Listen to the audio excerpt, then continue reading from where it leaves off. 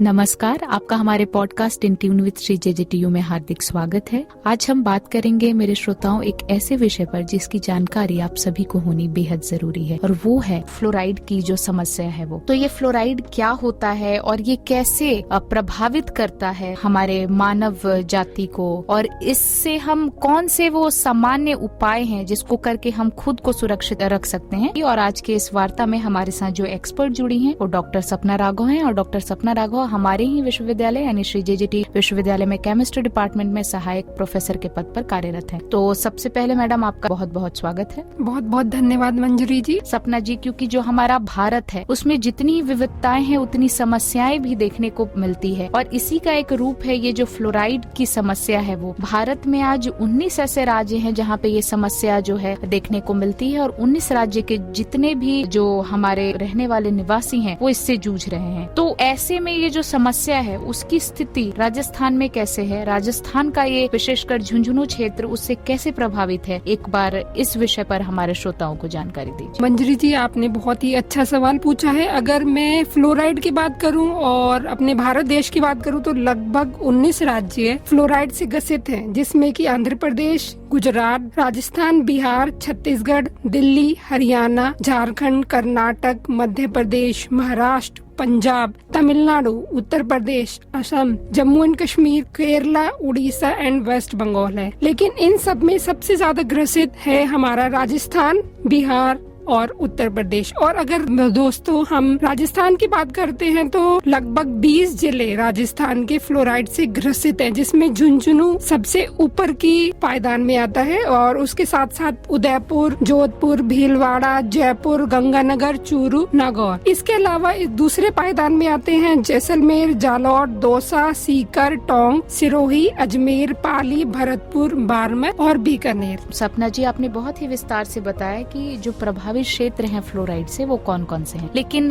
इससे पहले मैं जानना चाहूंगी बहुत ही आम भाषा में कि मुझे भी समझ है और सबको समझ है कि ये जो फ्लोराइड होता है ये क्या चीज है जिससे ये समस्त भारत जो है ग्रसित है और झुंझुनू भी ग्रसित है। फ्लोराइड एक खनिज है जो प्राकृतिक रूप से पानी में, मिट्टी में और हवा में पाया जाता है। इसके अलावा जो आपका फ्लोराइड है वो खाद्य पदार्थों में भी मिलता है, जैसे कि आपकी ग्रीन टी, सेब, दही, केला, टमाटर, आलू। और जो फ्लोराइड है वो गंधहीन तथा कड़वे स्वाद का होता है। जैसा कि आपने कहा सपना जी कि ये आलू में और केला में और सेब वगैरह कुछ खाद्य पदार्थों में भी मिलता है, तो ये फ्लोराइड खाद्य पदार्थों तक कैसे पहुंचता है? ये खाद्य पदार्थों तक मिट्टी के द्वारा पहुंचता है, क्योंकि जैसे कि फ्लोराइड अगर हम मूल रूप से कहते हैं तो चट्टानों में होता है। जब चट्टानें टूटकर मिट्टी में मिलती हैं तो और मिट्टी से वो पौधों में जाता है जी। और पानी में भी फ्लोराइड होता है जैसा कि आपने कहा, तो हम जो मिट्टी में पानी डाल रहे हैं वहाँ से भी ऑब्जर्व पौधा बिल्कुल मैम, ये बिल्कुल पौधे में पानी के द्वारा और मिट्टी के द्वारा ही पाया जाता है। सपना जी, ये जो फ्लोराइड है का जो प्रभाव है वो किस किस पर पड़ता है?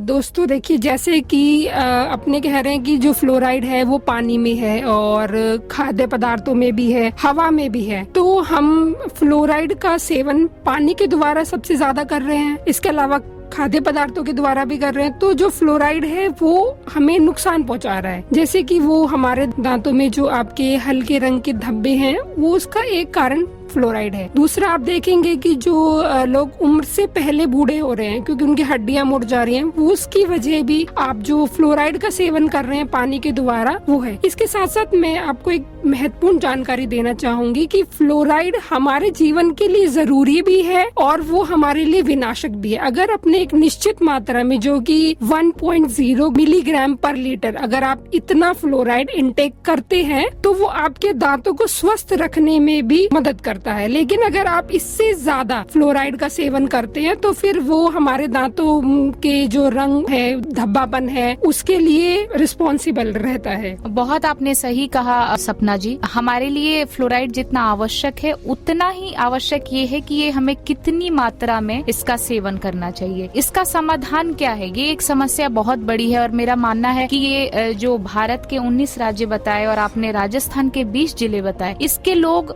कहीं और स्थापित नहीं हो सकते हैं, कहीं और माइग्रेट होके जा नहीं सकते, लेकिन वो कौन से कुछ आसान स्टेप्स हैं, ऐसे उपाय हैं जिसको वो करके खुद को इससे बचा सकते हैं। और क्योंकि आपका शोध का विषय भी यही रहा है कि फ्लोराइड को रिमूव कैसे करें, तो इस विषय में एक बार विस्तार से हमारे श्रोताओं को बताइए। बहुत ही अच्छा सवाल था मंजरी जी। अगर हम फ्लोराइड के बारे में बात करें श्रोताओं, तो जो फ्लोराइड है वो बहुत ही छोटा तत्व है, और छोटा तत्व होने की वजह से वो बहुत ही रिएक्टिव है, जिसकी वजह से वो कंबाइंड स्टेट्स में, मतलब कि दूसरे तत्वों के साथ मिलकर पदार्थ बनाता है। तो ऐसे केस में फ्लोराइड को पानी से नॉर्मल तरीकों से निकालना पॉसिबल नहीं हो पाता। तो इस केस में हम फ्लोराइड को पानी से अपने होम रेमेडिएशन तरीकों से नहीं निकाल सकते, तो उसके लिए अपने क्या कर सकते हैं कि आप कैल्शियम के प्रोडक्ट्स ज्यादा खाएं, जैसे कि आप दही का सेवन ज्यादा करें, दूध ज्यादा लें।